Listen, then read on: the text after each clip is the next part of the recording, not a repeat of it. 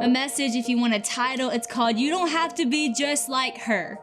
So right now, if you're taking notes, just go ahead and write it down. Right now, you don't have to be just like her. Now, before we even go any further into this message of comparison, and this you don't have to be anything like her, you don't have to be just like her, I just want to point blank tell you right now something that might be kind of hard to hear. Not only do you not have to be just like her, the fact of the matter is, you can't be just like her. Like, period. You cannot be just like her. You will not ever be just like her. Why, Sadie? Why can I not be just like her? She's so cool. She's so amazing. I don't care how amazing she is. So are you. You can't be just like her. And why can you not be? Because you're not her. Because you are you. And you might be sad by that, and that is a sad reality, and I want you to be confident in that because God didn't make you just like her for a reason. You know, I don't care if you swipe up on every single one of her stories, you buy every single makeup link that she puts, you literally have dated the same person as her, you've achieved the same things as her. You're never going to be her because you're not meant to. You weren't created to be her. And so right off the bat, not only do you not have to be just like her, you can't be just like her. You are you. And the sooner you come to the reality and the revelation that that is a great thing, that you are you and you are not her, the sooner you're going to live in freedom. Because we could live our whole life trying to be her, but we would always be a lesser version of her.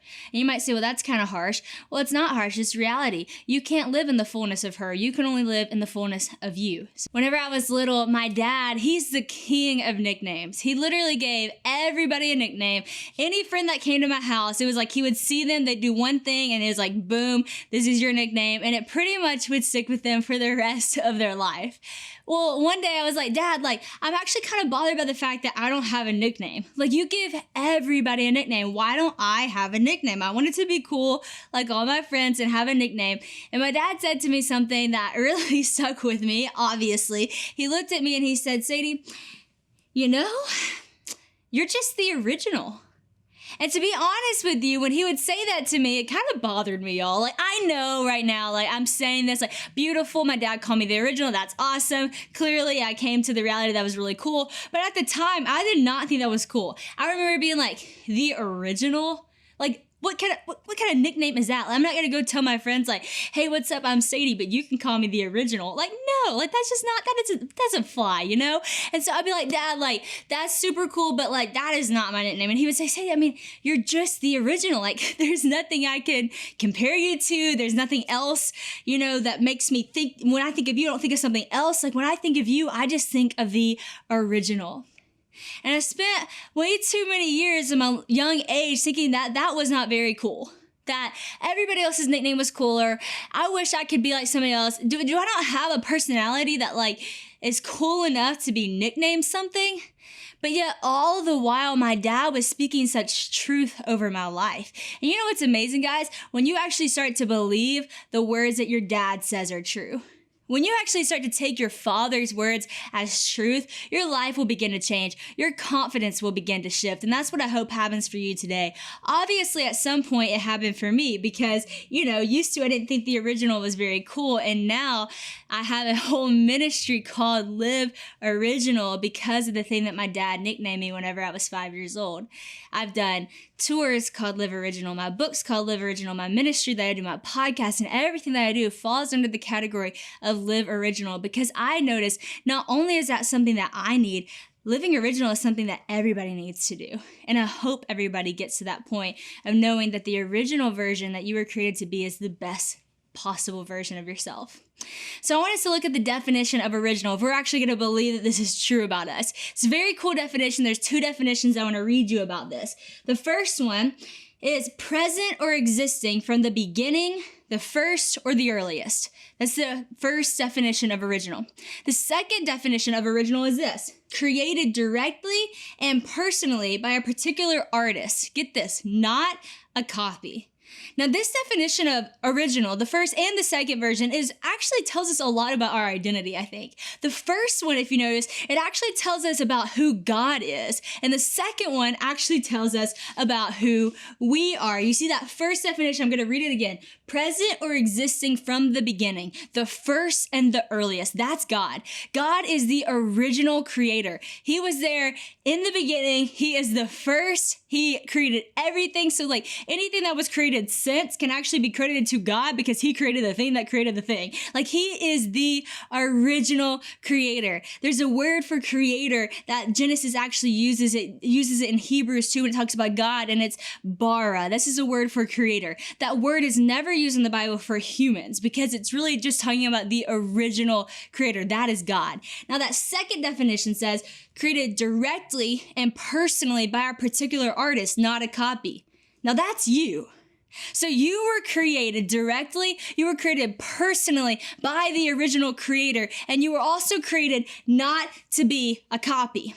So why do we struggle with comparison so much? Well, comparison, listen to why it doesn't ever work, because this is the definition of comparison. A consideration or estimate of the similarities or dissimilarities between two things or people. Now, why does this not work? Because here's the thing. Yes, you could look at someone all day long and you're going to have similarities. Why? Because you were created by the same creator. But you could also look at someone all day long and notice that you have dissimilarities. Why? Because you're not a copy. So yes, you're going to have similarities with people, and yes, you're going to have some dissimilarities with people because you're a part of the same creation, you're part of a good creation, but you weren't created to be copied because God does not make copies. He makes everything original. He makes everything with intention, everything with purpose, and he doesn't make less versions of things. He makes good versions of all things. And so when you look at somebody and you say, oh, wow, she's just so pretty. She's just so skinny. She's so curvy. She has such beautiful hair. She has blue eyes. Yes, she does, because that's how God created her. But that's not a bad thing that you don't.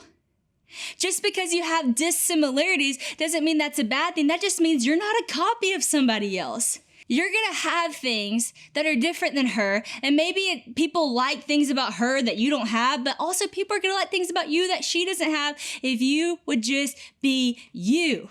Like I said, you could live your whole life trying to be her, but it would always be a less version of her. Not because you're not greater than her, just because you're not her and you weren't designed to be her. It doesn't work that way. So yeah, you're going to have similarities. Yes, you're going to have dissimilarities, and that's actually okay. That doesn't mean one of you is bad. That doesn't mean one of you is better. That's just you're both good, and God created you that way for a reason. I find this interesting, just kind of like food for thought. But isn't it kind of weird that God created a whole lot of things when he created us? It wasn't just us that he created in creation. He created the ocean, and he created the birds, and he created the trees, and he created the sun, and he created all of these things, and he created mankind. And he said the same thing about all of them. Like I just said, he said that they are good. Nothing was less than. Nothing was okay. Nothing was average. Nothing was amazing. Like, he just said it's all good. He created the birds and he said, those are good. He created the plants and he said, that is good. He created the ocean and he said, that is good. He created the sun and he said, that is good. And then he created you and he said, you are good. Now, I think it's interesting that we are okay with that. We're okay with the fact that the ocean's good. We're okay with the fact that the sun's good. We're okay with the fact that every other part of creation is good. But when it comes to us, it's all of a sudden questionable if we're good or not, or if someone else is better. We don't compare ourselves to the rest of creation, but we compare ourselves to mankind, which was a part of the whole creation. Isn't that kind of weird? Which, yes, I understand it would be super weird if we compared ourselves to creation, but it's also kind of weird that we don't, because we compare ourselves to each other. Like, you would never be sitting at the beach and just be like so offended that the ocean is so much deeper than you and like has so much more depth. I'm so jealous of how deep the ocean can get. And you never look up at the sun and say, oh my gosh, if only I could shine so bright and have the glow that the sun has. It's just so hard being me. And you never look at a giraffe and you say, I would literally kill to have those legs and like leave the zoo and just go starve yourself. Like, no, you weirdo, you'd never do that. But we do that with each other. We look at somebody else and we say, man, she has so much more depth than me. Like, she can write so much deeper things. She's so much better. Oh man, she's just like so much prettier than me. Like, her skin literally glows. If only I could have that skin. Oh, her legs are so much skinnier than me. I'm going to go and I'm going to have to change myself because I'm not as good as her and I want to be just as good as her. So that means I have to change. And you can see that makes no sense. Because when we look at everything else, we're okay with saying it's good, but when we look at each other, we don't. Why is that? Well, comparison is the thing, but it's also, I think, because we're in competition with each other. We don't see the rest of creation as competition, do we? I'm not threatened by the sun. I'm not in competition with the sun. Nobody is like putting me up against the sun and comparing me. Like, we're two different things. You know, I'm not in competition with the ocean. Thank God. That's a big one. Because I wouldn't stand against the ocean and be threatened by it because I'm not competing with it. Nobody's going to compare myself to the ocean. I'm not competing with a giraffe. I'm not looking at the legs and like comparing myself because I'm not competing with that. I don't care if people look at me and that. They're not going to compare that. We're two different things. But it's the same with us. We're two different people. You can't compare that. You can't look at that and say one's better than the other, or if only he had that, or if only she had this. It's not meant to compare. You're not meant to compete. Because the reality is, if I was in competition with the rest of creation, the only competition we could ever be in is how can we give God the most glory? You see, because I know every single day the ocean's going to wake up and give God glory. I know the sun's going to come out and it's going to give God glory. I know the animals and the plants and all other part of creation is designed to literally give God glory. And so the only competition I could ever get in with them is which one of us is giving God the most glory. But the competition we get in with each other is different. It's which one of us can get the most glory. Which one of us is getting the most praise? Which one of us is getting the most likes? Because whichever one is getting more glory, whichever one is getting more likes, whichever one is getting more attention, that's the better version. And that's wrong. And it's a trap. And it's actually taking glory and praise and honor away from where praise, honor, and glory is due, God himself. I want us to read Psalms 139. Listen how beautiful this is. And I know you've heard this before, and I know you've heard it spoken over you before, but I want us to look at it from a new perspective today. Let's read these words.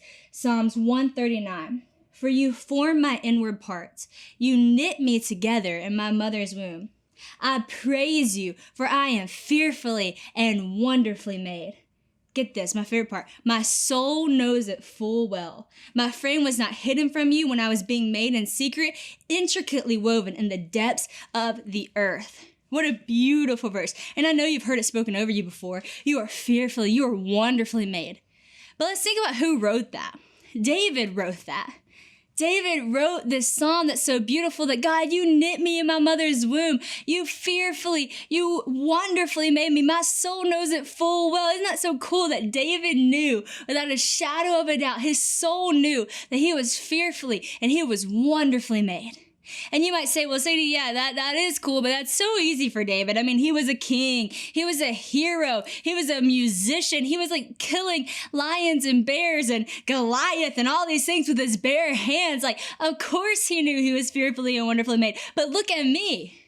But you know what? Let's back up a little bit before David was doing all these amazing things. When David was the last person his father would ever consider to be king.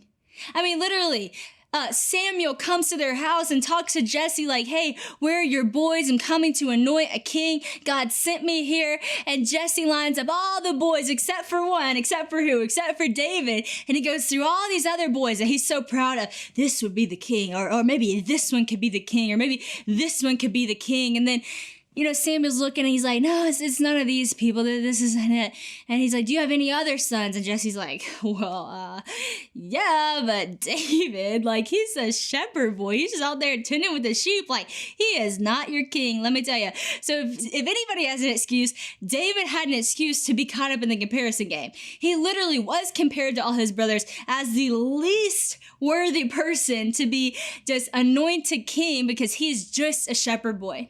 And yes, he went on to be a king, and yes, he went on to be a hero, and yes, he went on to do amazing things. But I can tell you from personal experience, it doesn't matter how far in life you go or what achievements you get, you can still hold on to the insecurity from things spoken over you years ago because someone hurt you. Like literally, I was modeling in New York Fashion Week, and that was the most insecure I've ever been. I thought I was overweight. I thought I wasn't pretty. I thought I wasn't good enough. And here I am doing this thing. And I look back at that, and you might say, well, I would have never thought that, because that seems like the time where you would think I have it all together. I definitely can be confident. I'm definitely fearfully and wonderfully made. But no, it doesn't matter what successes life throws at you. It really matters where your security is and who your security's in. And if you're still comparing yourself, it doesn't matter where you are in life or what you've achieved, you're still going to be insecure.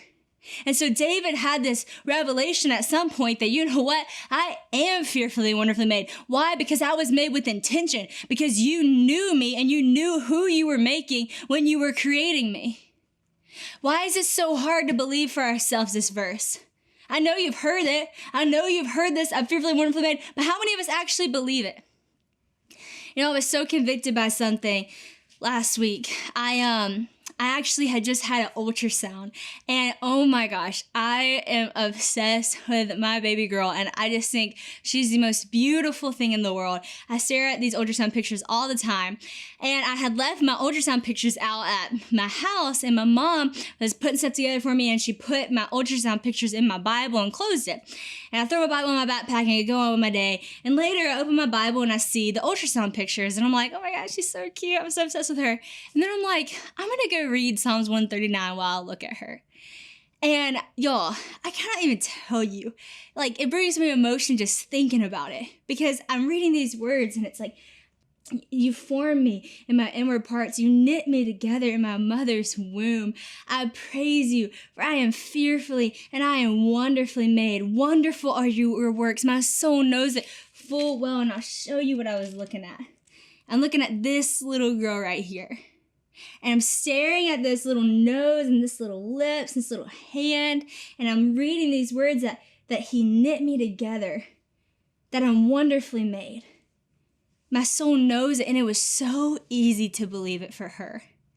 You know why? Because, you know, as a mom, I would like to say I had a huge part of creating this, but I really didn't.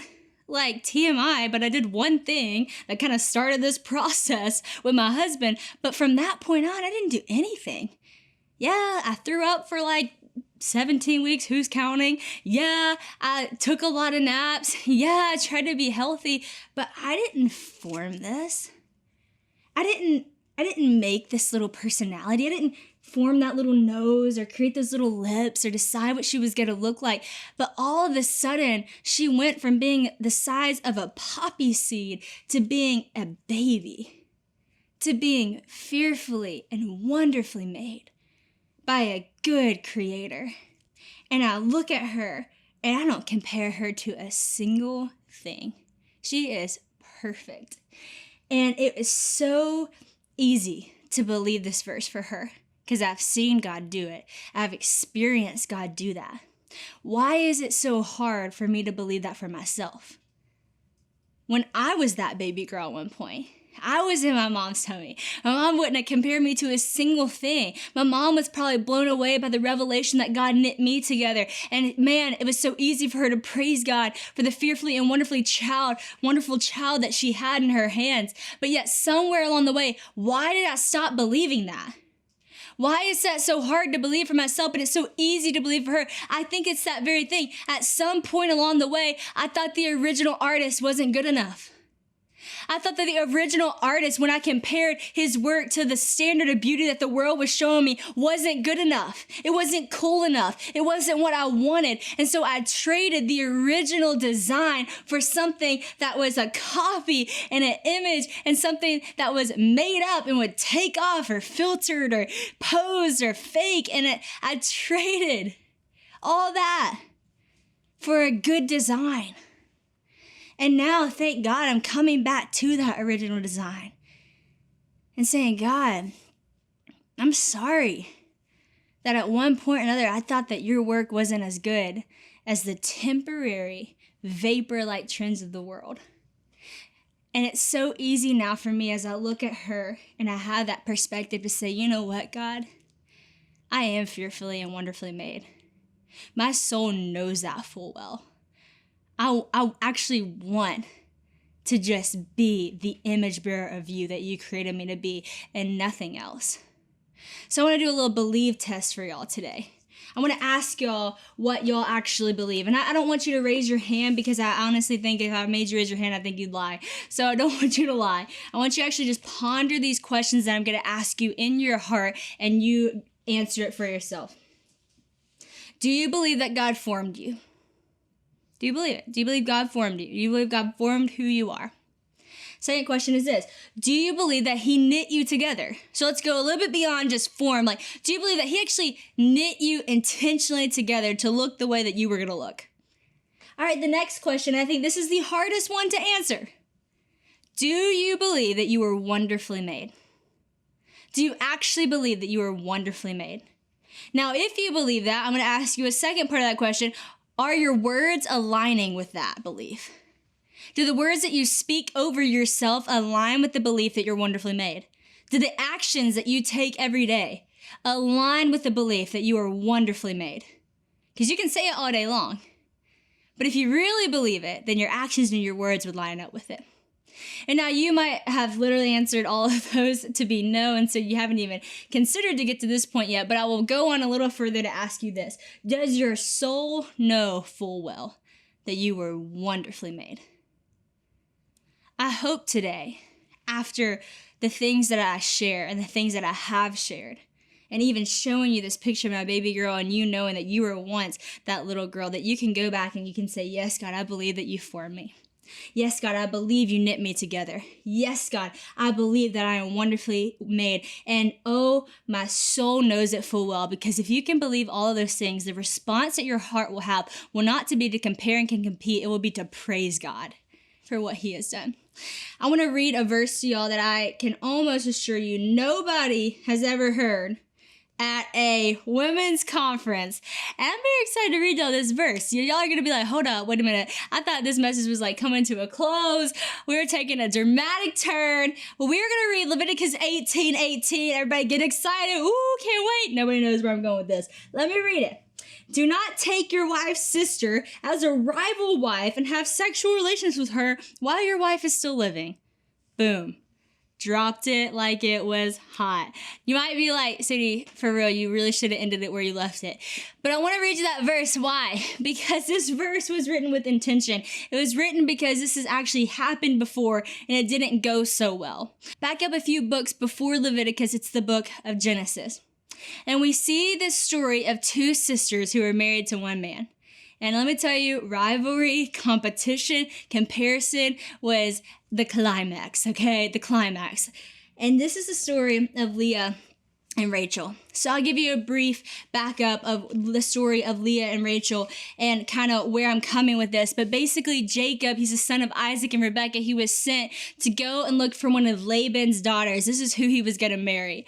And Jacob goes on this journey, and as he goes on this journey, he sees Rachel one day standing there, and y'all, he did not hold his chill at all. He was so excited. He thought she was so beautiful that the Bible says as soon as Jacob saw Rachel, he kissed her and he began to weep. Y'all, I don't know about y'all, but if a guy did that to me, I'd be like, this is the weirdest thing ever. But y'all, she liked it. She was okay with it. She did it. She's like, okay, cool. And she brought him to Laban, her dad, and was like, look who it is. It's Jacob. He was sent, and they're so excited. And then Laban kisses Jacob, and they're just all about the kiss, and everybody's excited. And then Jacob ends up staying with their family for a month. By the end of the month, Jacob's like, what do I have to do to marry your daughter? And Laban says, work for me for 7 years and I will give you Rachel. So at this point, you're like, dang, man, he was committed and he did commit. He worked for 7 years. And at the end of this 7 years, it said it only felt like days because he was so in love with who Rachel was. Now, let me also add to the story, there was another woman in the story, Leah, her sister. And the Bible literally says that Rachel was beautiful in form and appearance, but Leah, She was a little weak in the eyes, the Bible says. I don't even know what that means, but what a diss, you know? Like, here's Rachel. She is beautiful. And then there's Leah. She's a little weak in the eyes, you know? So clearly, we're set up to compare one another. We're set up to compare the both of them. Well, at the end of the 7 years, he's supposed to marry Rachel, and then Laban, the father-in-law, decides to do a little trickery on Jacob. And what he does is, instead of sending Rachel into the room at the wedding night, he sends Leah.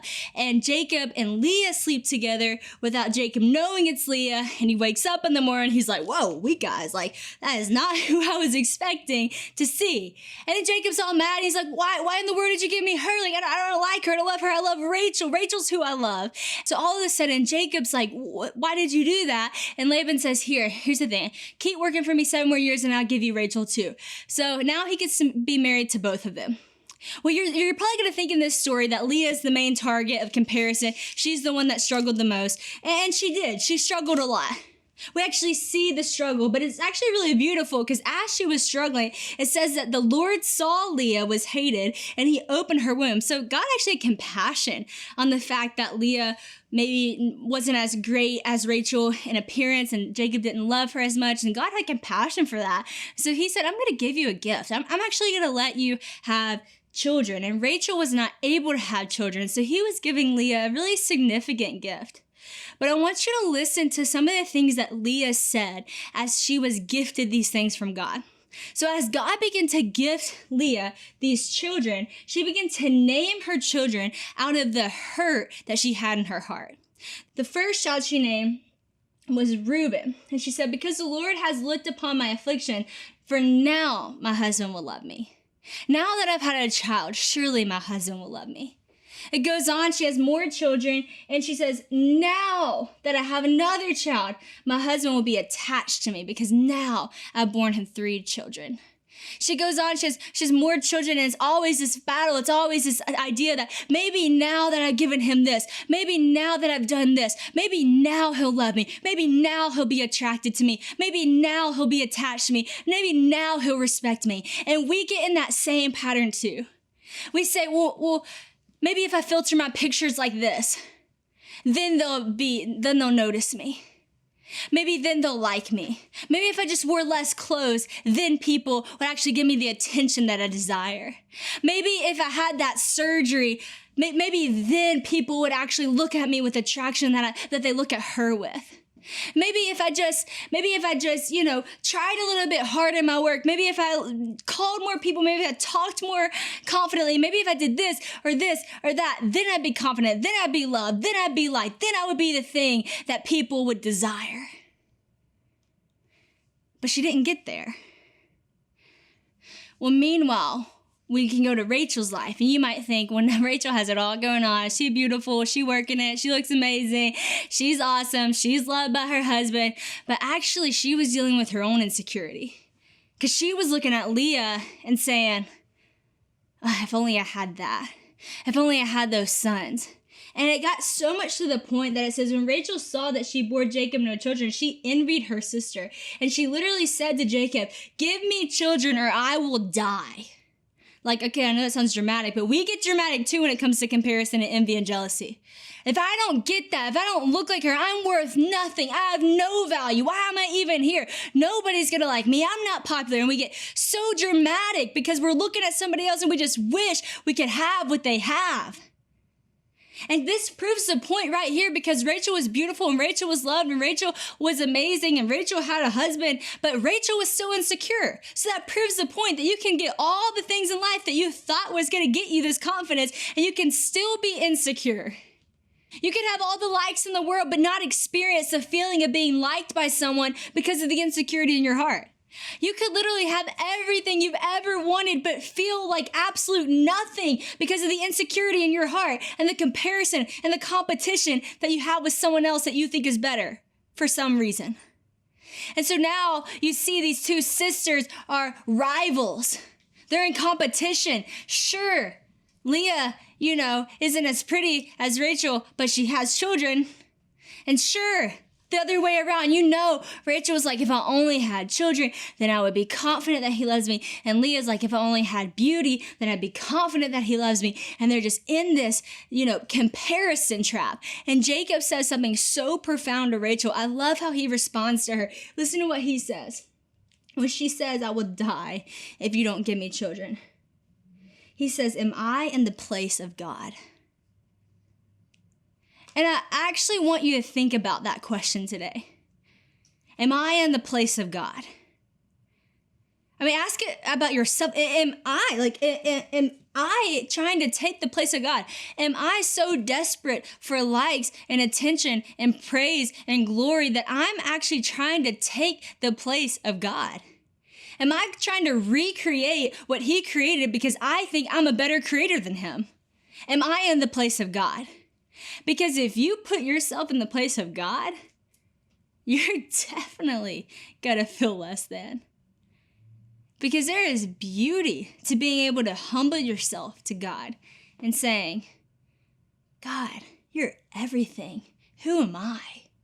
Who am I that you would even consider me? You're everything, God. You get the glory. You get the honor. You get the praise. Maybe it's not you that's in the place of God. Maybe it's the guy you like. Are they in the place of God? Maybe it's your husband. Are they in the place of God? Maybe it's the person that you're jealous of, that you're in competition with. Are they in the place of God?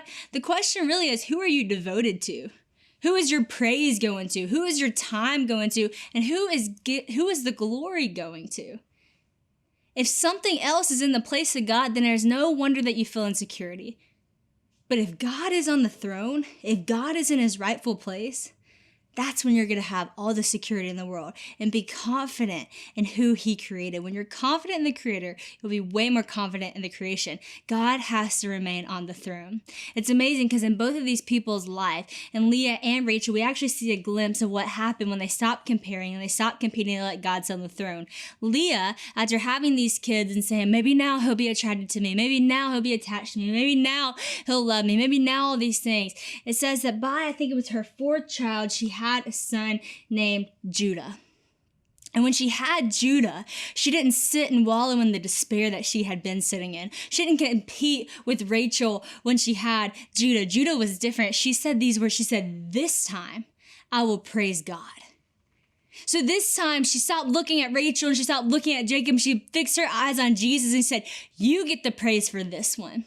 And you know what's amazing is Judah, Judah, my God is the lion of Judah. Like Jesus actually from the tribe of Judah, the line of Judah. So we know and we see that when she actually birthed Judah and she praised God, she birthed security. She birthed Jesus. I mean, that's amazing. And then with Rachel actually got at one point, God said, I'm going to intervene here. I see the affliction on Rachel's heart. I see how she's hurting. And so God decides to give Rachel a child too. And so now Rachel's so happy. Rachel can rejoice. She loves this child. And guess what his name is? Joseph. And Joseph goes on to be this dreamer. He goes on to be second in command of all of Egypt. He goes on to do these incredible, incredible things. Joseph's the one that said, all this that you meant for evil, God intended for my good. I mean, she birthed the secure man. So the two times that God really intervened and God was on the rightful place in his rightful place on the throne, we have security. But you ask about the other brothers. Well, it's interesting because in the story of Joseph, all the other brothers were so envious of Joseph. All the other brothers compared themselves to Joseph. All the other brothers said, we got to kill this dreamer. We're not as good as this dreamer. He has the coat of many colors. Dad loves him more. And you see that insecurity births insecurity. If you don't get a hold of this insecurity and this comparison and this competition right now, it's not just going to one day go away. I mean, I think I've proved that to you. You're not just going to reach a point in life where you get what you want and it's just going to go away. You will actually keep producing insecurity. You will keep producing a lack of confidence. You will keep producing competition. You will literally birth those things into the world. And maybe not physically birth, and maybe you will. Maybe it's a generational problem. But I mean, spiritually, you will birth that into other people's heart too, because it breeds on each other. But the time that you stop and you say, you know what, God, I'm going to praise you. I'm thankful for you. You have made me fearfully and wonderfully made. Everything changes. You breathe confidence. You produce confidence. You actually get to celebrate. It frees you up to celebrate other people for who they are. It frees you up to compliment other people for who they are. It puts you in the position to praise God and to build up his creation. So today it is so important that we lay down the comparison game, that we lay down the competition that we have with God's creation, and we lay down the competition that we have with God. And we say, God, you are good. And therefore, I know because you created me and said it, I am good. And that is enough. Period. So I want to pray over you today. And I hope that later today you go through that belief test. Say, God, do I believe that you created me? Fearfully and wonderfully knit me. That I am fearfully and wonderfully made, God. Do I believe it? And does my soul know it full well? And I hope you can get to the point where all of those are yeses. You don't look to the left or the right. You look up at the throne of God. And it humbles you enough to stop thinking about yourself and thinking about him, giving him the praise and putting him in his rightful place. God, I praise you for we are fearfully and wonderfully made. I praise you. My soul knows that full well about every woman who is listening at the other sound of my voice on a screen, wherever they are. God, I pray that today they believe that themselves, that we would stop being in competition with your creation for the glory, for the praise. But God, we give that glory and that praise to you, God, that as a creation, we would not compete, but we would collaborate together to celebrate who you are as a good father.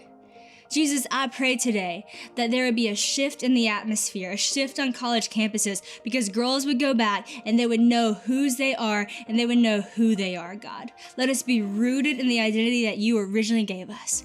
It is in your name we pray. Amen. Friends, I so hope that you enjoyed that message and that it spoke to you and encouraged you where you're at. I just want to hit you with some stats real fast because this is crazy. Approximately 91% of women are unhappy with their bodies and resort to dieting to achieve their ideal body shape. 58% of college-age girls feel pressured to be a certain weight. It goes on to say more than 1/3 of people who admit to normal dieting will merge into pathological dieting, and roughly 1/4 of those will suffer from a partial or full-on eating disorder. 95% of women with eating disorders are between ages 12 and 25, and only 10% of people suffering with eating disorders will actually seek professional help. So this is a real struggle. Body image is a real struggle. This whole message I just preached about comparison, actually believing that we are good and we are wonderfully and we are fearfully made, is really hard to believe. And we don't want this to continue on. And so we wrote a workshop in the LOSIS app that we want to invite all of you to join. So the app is in the App Store. You can go get the LO Sister app, download it. You will go in and you will click on the Powerful Body Image Workshop. It's called Powerful, and it launched April 1st. So everybody can join now. Go be a part of this study. We believe that it's going to help so many people find freedom in the LO Sister app. And also you're going to be doing it alongside of a lot of other girls. So hopefully you will not only be encouraged by the words that some of my friends are sharing, like Alex Seeley, Bianca Olthoff, Natalie Grant, Charlotte Gamble, Shelly Giglio, all of these women, but also other women inside the app who are going to encourage you and strengthen you along your journey as they walk alongside of you as well. So everybody go download the LO Sister app right now in the App Store and go get the Powerful study.